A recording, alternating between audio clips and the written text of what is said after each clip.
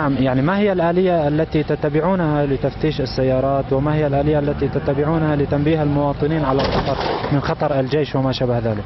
لتنبيه المواطنين على الخطر من خطر الجيش وما شابه ذلك. لتنبيه المواطنين على الخطر من خطر الجيش وما شابه ذلك. لتنبيه المواطنين على الخطر من خطر الجيش وما شابه ذلك. نحن ننبه المواطن انه في جيش قدامك، في نحن مفارق كثير ومناطق الجبليه دائما بيكون فيها طرق كثير، يعني بننبههم على الطريق اللي ما في جيش لحتى يدخلوا منه، من جبل الزاوي ومن حماه ومن كل الريف، يعني كلها مثلا بدهم يغادروا من الاماكن القصف او كذا نامنهم. هاي مهمتنا نحن على الحاجز، يعني تامين المواطنين. شو سامر؟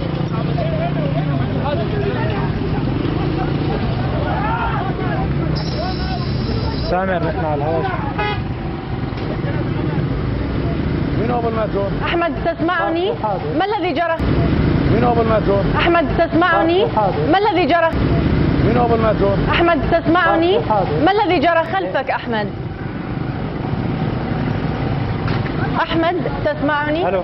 نعم، لا زلت على الهواء مباشرة. ما الذي يحدث خلفك أحمد؟ شبكنا في الحادث ما كان نعرف ايش بدنا نحكي. أحمد